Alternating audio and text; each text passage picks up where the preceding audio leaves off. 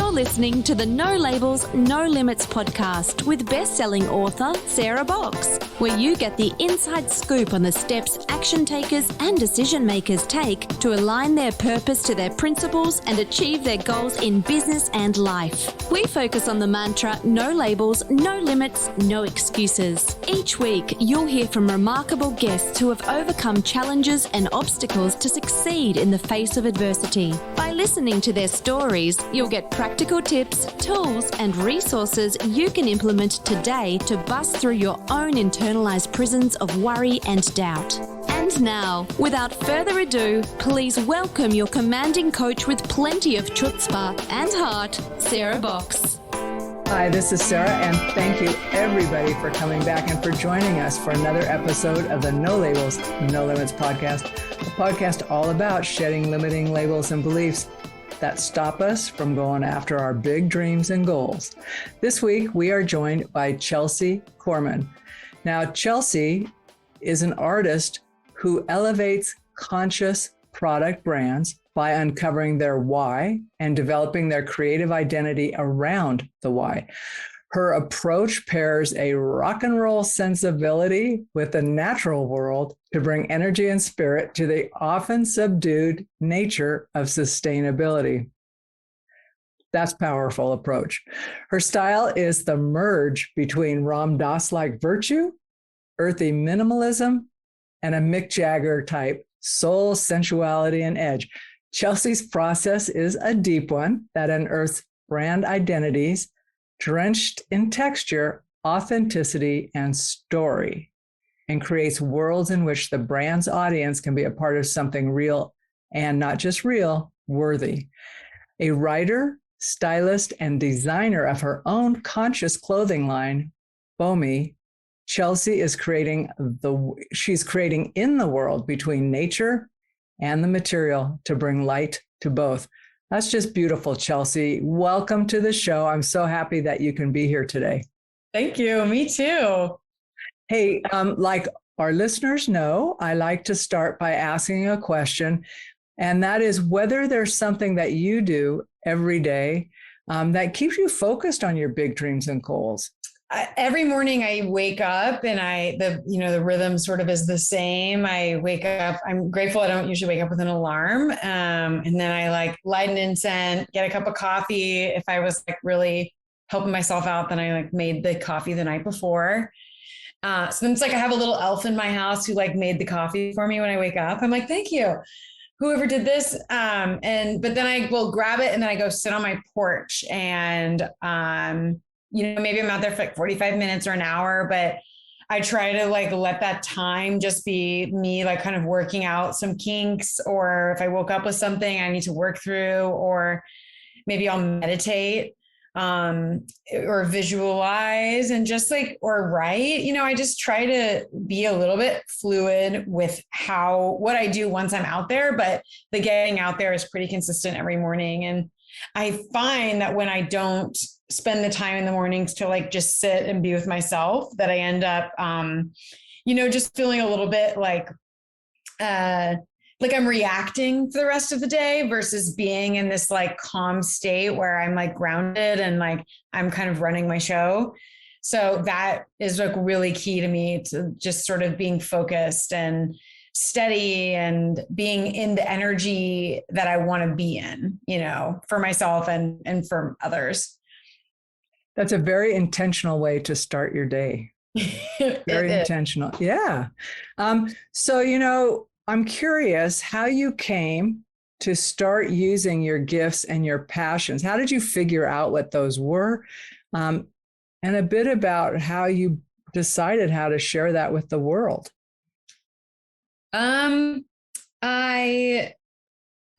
think that I'm definitely still in the journey, which I feel good about talking with people like you and being on a podcast in the journey versus being I'm there. I finally cracked it and figured it out, because so much of my 20s was me trying to figure it out. And I was listening to every podcast and I was how did they all get there?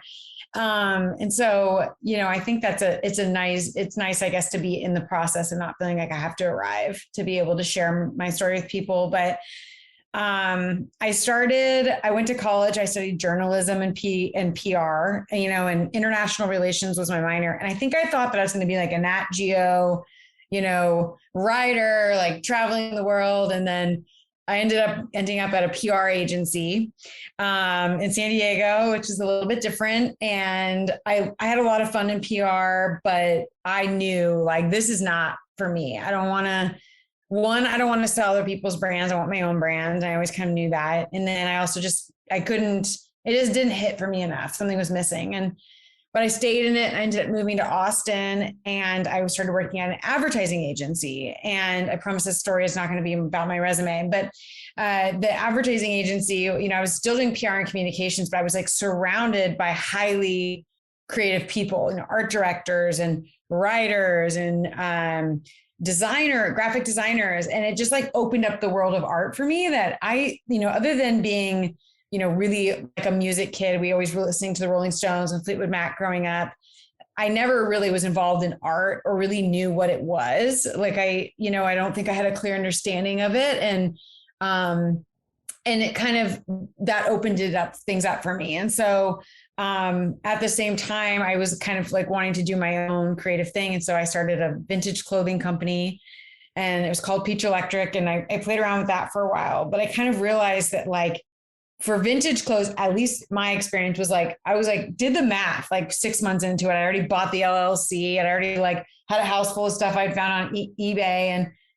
And I was like, oh, you have to like, if you're only making $20 to $30 to $40 profit on each item of clothing, and this is how much my rent is, I like did the math and I was like, oh my God, I have to sell like 100 pieces of clothing to like pay my bills every month. And I was like, this is like I don't want to do that. That's like, and so then I quickly got out of that, but I knew I still wanted to be in clothes because I'd always loved clothes. And I got these Cam pants. They're named by Jesse Cam. And they're like these great high-waisted trousers. And that opened up the world of clothing design for me. I thought that clothes were basically like the only way to be a designer was like Oscar de la Renta, like on the runway. Like that's just, my mind was like, that's what all clothing design is. And then I started getting really interested in her story. And I realized like, I might want to take some design classes. So I took some like little design classes at the community college on the side. And then I got this idea of what I wanted to design in one of my classes. And so that was sort of born was Bomē, from that place. And so I was just kind of funding it while I was working in this full-time job.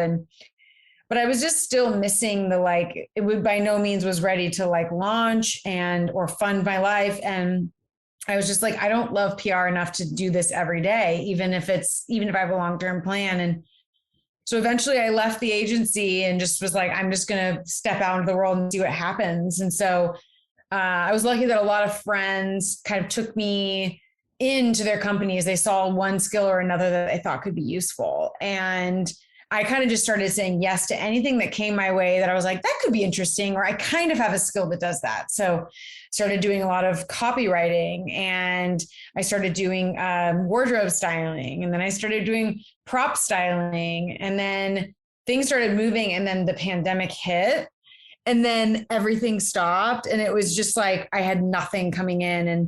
And then luckily I was able to just continue basically doing the writing, but kind of getting by with that. And then the pandemic opened back up, and then I was able to kind of pick styling back up again, and just keep everything moving. And so that was it basically was a long shift of going from PR to being into like a fully creative sort of job. And now I'm in a place where I'm really clear on the skills that I have and what I like to do. I love nature, and I love I'm always just in total admiration at the natural world. And at the same time, I love material, physical, tangible things. I love the art of a great outfit. I love walking into a home that's just decorated in this really cool, original way.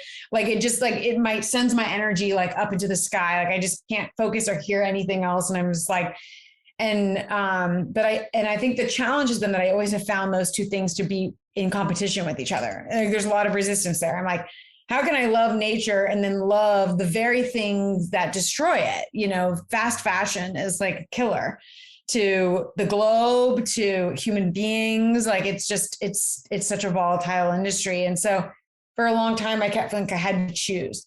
Like I either had to go back and do the National Geographic vision I had when I was 20, or I had to go fully into styling and clothing design. And neither of those really felt right, you know? So how did you bust through that like self-limiting belief or lie? Did you immediately see the duality there?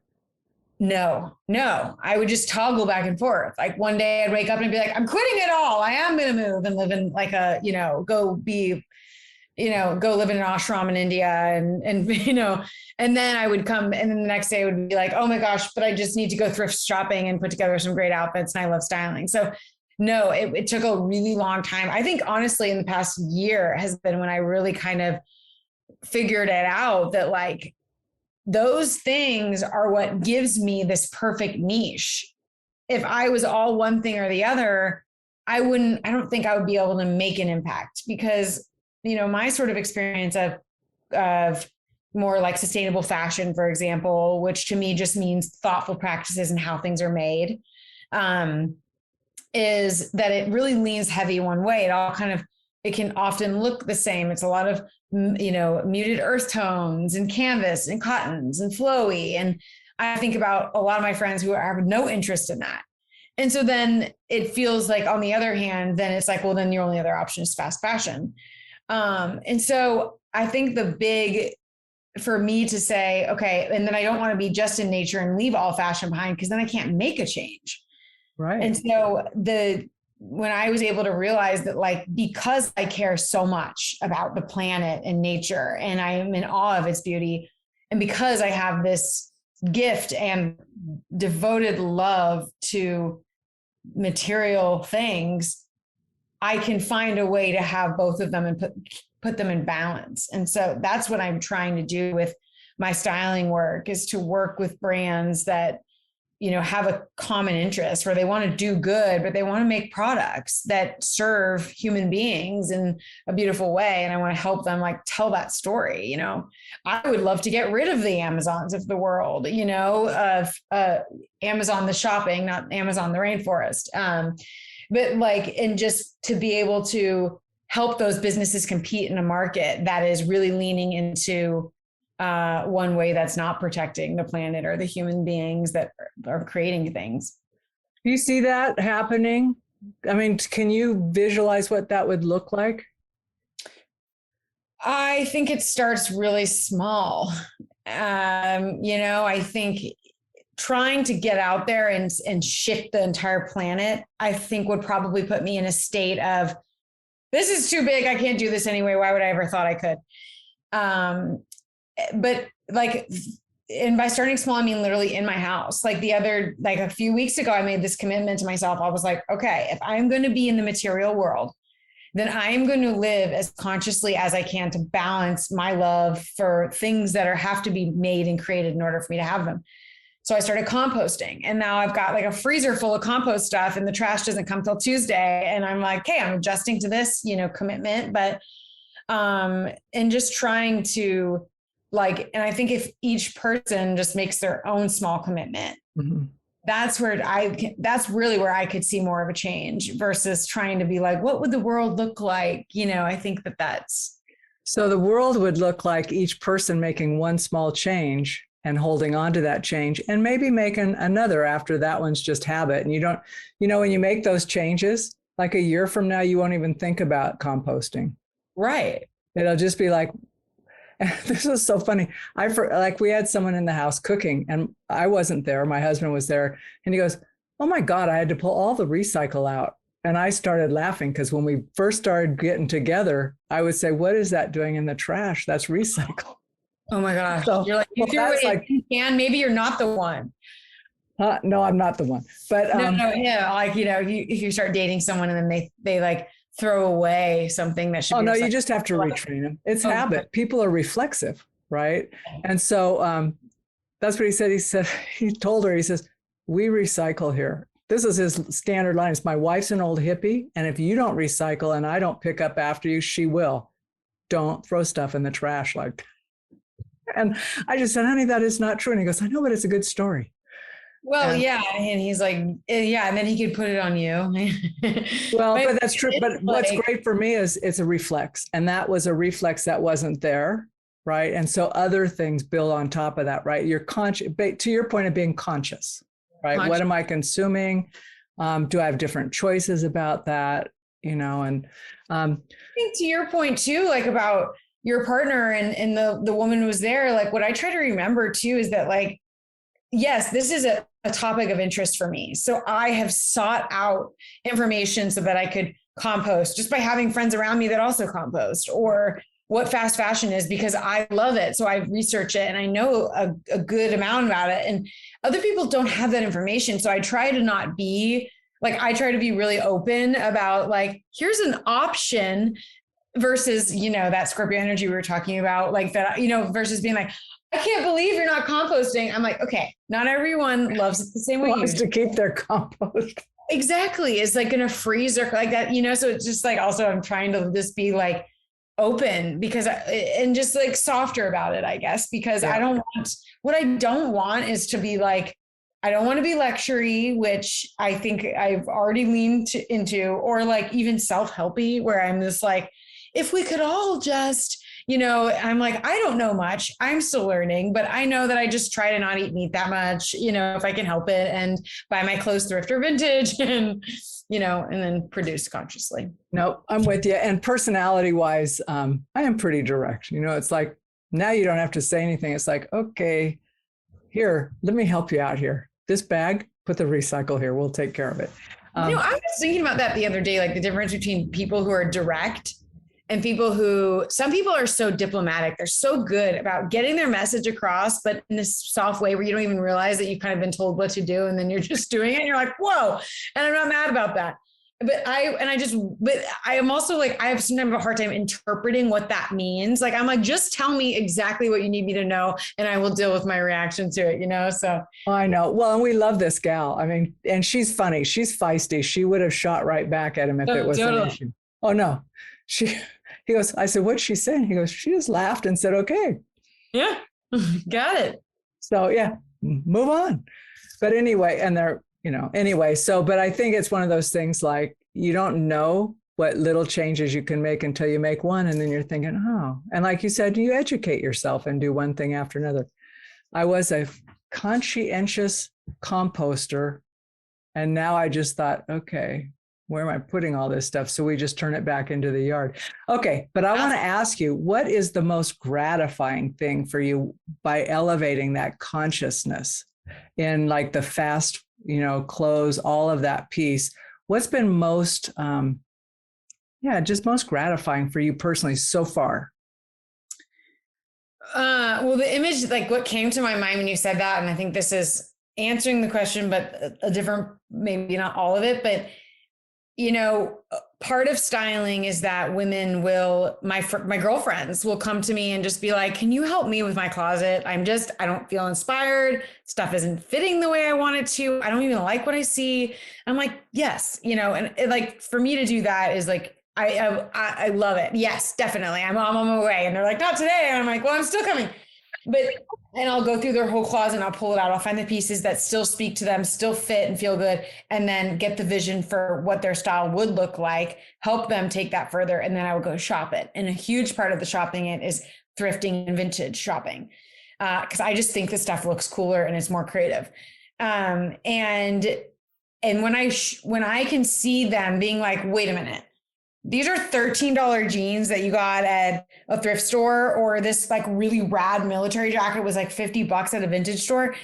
And then I see them, then they will keep going vintage and thrift shopping. And I just like expanding their minds into, I can like rework my entire closet with a third of the amount of pieces I used to have, with mostly stuff that already existed. And I feel so good. Like that shift to me feels incredible, because I'm helping change their habits by showing them how cool that you can look when you just put some effort and originality into it. But that starts with finding your vision for your style first. Well, and it helps having someone like yourself who can listen to what they're saying about what they like, what fits well, and then go, okay, here's what's possible with that. Yes. Right. Because I know for me, it's sometimes you just get in the rut or you don't really recognize like what are other options. Right. Right. Yeah. Right. Or you're like, I have what I have. And if I'm going to go shop, I'm just going to get what I have, Yeah. So there's an art to it, and I think I feel grateful that that's an art that I have and I want to share it with people, but help them just consume consciously. That's like really gratifying. And what about your own design line? Yeah. Well, Bomē, it's amazing to see something tangible. Like, actually, you know what? I would say it's a very similar feeling to what I just talked about. When I see women put on the skirt and I see that they're like, oh my God, I feel so good. I look so good. Like I see themselves in this way that they're like, I honestly never would have put something like this on. And I feel so good in this. That to me is like, I love it. I love seeing people like raise their energy and feel really confident and good. Like I know when I leave the house and I feel great, the whole world vibrates a little different. So I think it's, and yeah, I mean, Bomē is, it's a process. It's not as, I want it to be way more sustainable than it is, as in beginner designer, it was definitely, I did with the best with what I could with the money I had and the knowledge I had. So, it's all the fabrics are natural. They're cottons. I don't use, any synthetic dyes. The buttons are organic. And then everything is like sewn with like really thick string so that it's like, it's genuinely like the thread is built to hold a woman's body and to like last, and everything can be washed cold. You don't need to use a dryer. So there's a lot to it that makes it sustainable and just conscious. It's made in the USA as well by a woman-owned shop in LA. And so I think those are really important elements. I would love to see the cotton being fully organic, and I would love to start really dyeing them, but only using natural dyes, and of course expanding into other pieces, but in a really slow, thoughtful way. So there's definitely ways that I see a vision for it, and I think we're on the way there. But it's a slow game.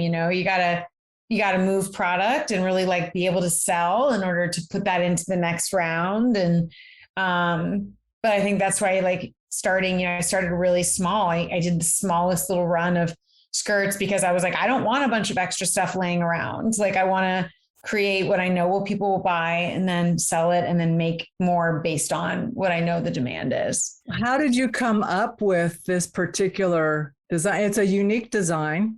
Mm-hmm. I would say. And how did you come up with the look, the shape of it, I guess, beyond the cotton, but the shape of it so that it's so universal for different body styles? Yeah. I love that question. It brings me a lot of joy.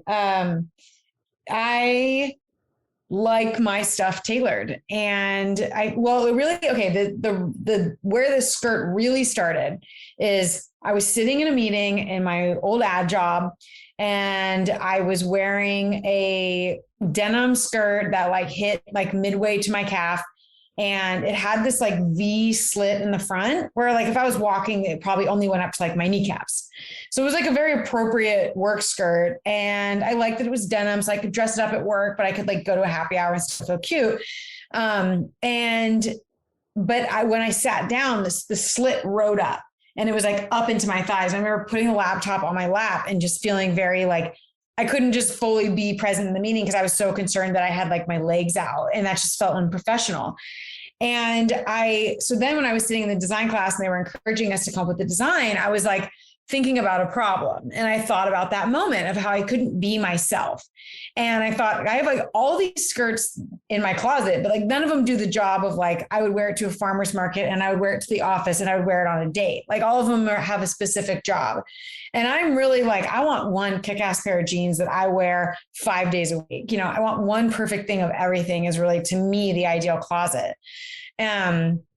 And so, because otherwise I think we're kind of just settling for a bunch of pieces that don't really do the job for us, but that's why we have 5 pairs of jeans or whatever.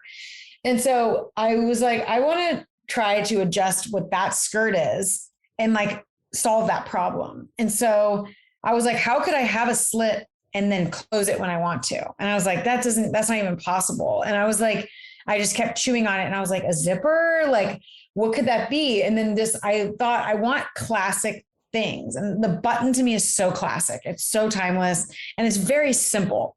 And I really liked that. I knew simplicity was was a core sort of element of the brand. And so I just started like sketching it. And then most clothes that we buy, are made to fit the most amount of people possible.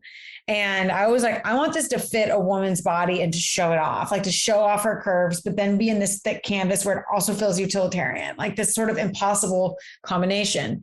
And so I just basically like knew it would be a traditional peg skirt where it's small at the waist, comes and fits the body really all the way down and then stops mid calf, but it's really tailored. And what I started noticing, like I just became obsessed with looking at clothes on women's bodies. And like one thing I knew that I did not like was most things fall straight like this. And so if you have, if this is your tuchus, then it just falls straight. And so you lose all shape underneath the butt. And I'm like, that's one of the most interesting parts. And so I just remember like really designing it. Like I wanted to tuck up underneath and follow her curves all the way down, not just drop straight. And I think that is what people respond to about the skirt, is that it really hugs the whole shape of a woman's body. It doesn't just like fit the waist and drop down. And luckily, I think that is a huge part of the reason that I was working at this office was I had hundreds of women that I could just pull in and be like, will you do a fitting with me in the bathroom really quick? Like on the clock. I was like, I don't think I'll get in trouble for this, but I would just bring my samples in and I would have them do it. And then I would take videos and pictures. And then I would bring it back to the pattern maker that I was working with. And I would do it again. And it went on for, I must have done hundreds of those. I can't even imagine. And that's where I was really able to see what is trending that doesn't fit and what works really well and what are women responding to. And I do think that fitting process is part of what makes the design feel both impossibly tailored and universal at the same time, is because I really spent the time to get it right. I didn't rush it. And it was frustrating. I was like, I'm ready to do this, but I was like, I'm not going to release something that isn't perfect because then people won't wear it.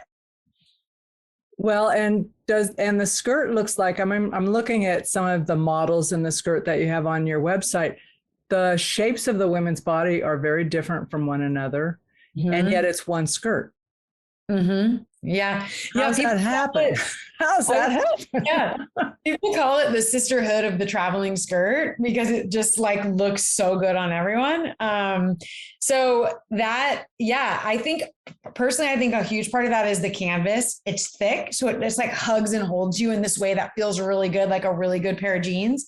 But the longer you wear it, the canvas has this way of just kind of softening to the curves. And so it becomes your own and just sort of starts fitting really good. Like I know when I slide mine on, it just fits me in a way that's like, I've worked for that, that fit. And I think it's just taking the time to be like, women's waists are smaller than their hips. Why is everything straight? Like, so bringing in that waist. And so it's sizes 0 to 18. And so, there is a really wide array of sizing in it, especially for a shape like that. And especially for such a small business, I would say that it's really rare for most brands to have extended sizes like that, to go all the way to 0 and to 18. And that was important to me because I'm like, I just think it's so interesting. I love women's bodies. They're just like the most beautiful curves. Like we are so beautiful. And I just was like, I want to show that off. And I love like how it looks different on everybody and how everybody's body is so different. I didn't want to make this for a certain type of body only. Like I wanted it to include, I just personally, aesthetically, I find it more interesting. What's so beautiful is how much you love both the product and the people who wear it. I mean, there really is, Chelsey, that sense of not just cranking it out, but really honoring the women that are wearing it, Thank you. Oh no, it's super clear to me that you love it and that it's very intentional what you're trying to accomplish with it. And you're right, like a good pair of jeans, they're your pals for years. And after you've worn them, they know where your body is. They know. Right back there. They know where they're going. When someone go, toss those jeans, I'm thinking, are you kidding me? Those jeans are sticking around. Oh, forever. Oh yeah. I'll turn them into a pillow when the butt splits open, They'll be in my will. Yes. Yeah. They're my children. But I want to ask you a question just to, where do you hope, let's say it's 5 years from now, or 10 if you want, but what are your hopes for Bomē at that point? 5 years is so big, but I guess from where I'm sitting today, and if these things change and I know that, but, I think I would really love to see Bomē expand its designs. I would love to expand the designs, and I would love to carry that same message through of like clothes that can be worn in so many different ways. I was just in Big Bend camping. I love camping. I love getting in nature and being dirty and not showering for 5 days. And it was like, scraping out of a weird camp bowl, for dinner every night. I don't know. I just love being dirty and sleeping under the stars. And I was thinking about, I love this skirt so much because of the style, but obviously I couldn't bring it camping. But I was in these clothes. I just felt like, these are as close as I could get to looking cool out here, but still it's kind of missing something. I won't wear these home when I go out to cocktails with my girlfriends. And I just thought, I don't like that I have clothes for camping and then clothes for my day life here.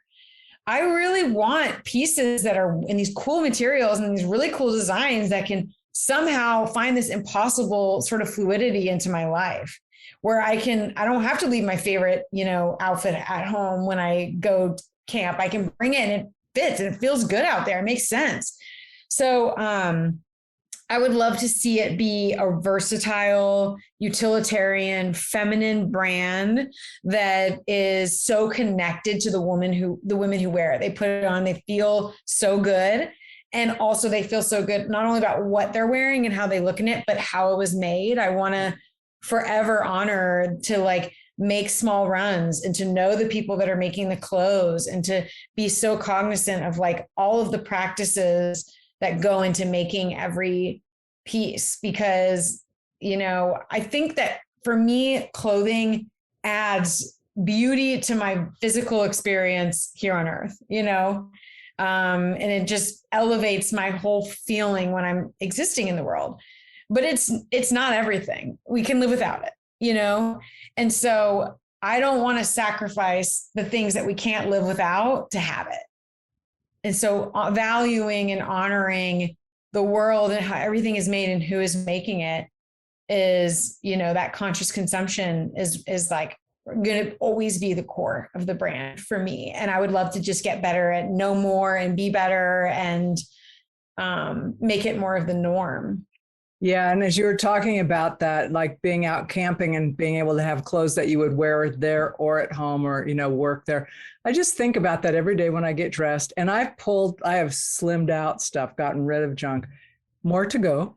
I mean, yeah. I don't have your eye for quick, but I'm persistent, but I always think in the morning. Yeah. The two of us, that whole thought process, what could I put on one time today and get throughout my whole day? And there's some days that you're going to go to the gym or something where you got to change, but I'm thinking I don't have to change 3 times because I'm doing 3 different things. Right. What's the one thing? Because I'm just not that interested in changing my clothes all the time. Yeah. And I like that clothes can go from, I'm going to go, in my put the compost in the garden and dig around for a while. And I might get a little dirty and that might make this outfit look cooler. And I'm not, I don't want to be afraid that I'm going to ruin something. I don't want anything in my closet that isn't a play clothes. Oh, I love that. If I can't play in it, it's not staying. It's not staying. My mom used to say play clothes when we were a kid. We come home, if we were in something nice, then she would be like, go put on your play clothes. I guess if we're coming home from, I don't know, where we might have a nice dress on or something. Cause I'm like, most of my clothes were play clothes when I was a kid, but I just like the idea of everything being play clothes. Yeah, me too. And I had a designer, what do you love to wear? And I said, anything that's comfortable and I don't have to be conscious that I'm wearing something. Like, how sometimes you put something on, you're going, okay, I feel like I'm playing dress up. It's not my clothes. No. And I think you can feel that too, when you're like looking at people, you can feel it when sort of the clothes are wearing them versus they're wearing the clothes. Oh, that's such a great way of putting it. Yeah. The clothes are wearing them. Our choices are wearing us instead of us living and loving in them. Wow. You just took that. What would you say to a young person who says, oh, I want to be Chelsey. I want to kind of follow that path. What would you say to someone who's trying to figure out their own gifts and talents to share with the world? Go back to your childhood, like find home videos, pictures, your best friends when you were growing up as a kid, your parents, like ask, like, what was the stuff I loved? What was the stuff I did a lot? Hey, what did I ask for Christmas? Like, because that I have found like that is the most authentic, like, of course, I think we all know our childhood versions of us is our most authentic. And then we spend all these years putting all in these layers that make us lose ourselves. And then we basically spend the rest of our life getting rid of all that shit so we can just be our most authentic self. But that is where I think the truth lies. And so finding people that we really trust that will say, not through a lens of you were always really good at this, and then somehow it connects to like, and you should have been a doctor. Like more about like, what was the stuff I really liked that I was interested in that you noticed?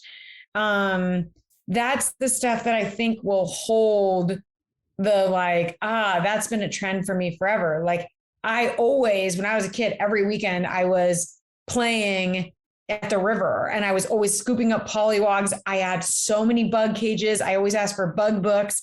So I always loved nature. I was always in overalls. And then I would, fill up a little wagon every weekend and I would make lemonade and I'd wheel it out to the corner and I would like sell stuff. So because I loved connecting with people and I loved getting cash for my stuff so I could go get more stuff. And then I always got grounded because I was just a rebellious child and teenager and and so I always was moving my room around, always decorating my room, reimagining how it could look. And so I think that, and then when I would become friends with somebody, the first thing I would do would be like, go through their closet and be like, can I borrow this? And then I would like leave their house in their clothes. So I just like my interests have been pretty steady. I mean, I really like my behavior is very similar to that now. And I think I lost a lot of that in my 20s, or I didn't see it or make the time for it or see it as a gift. And so I think that who we are as kids tells us a lot about what we would find the most joy in naturally as an adult.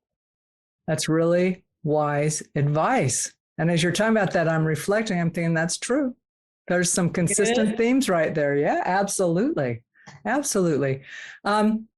Well, tell us the best way for people to connect with you. Where can they find you? And where can they find out about this fabulous skirt? I love it. Okay. The brand is Bomē, Bome.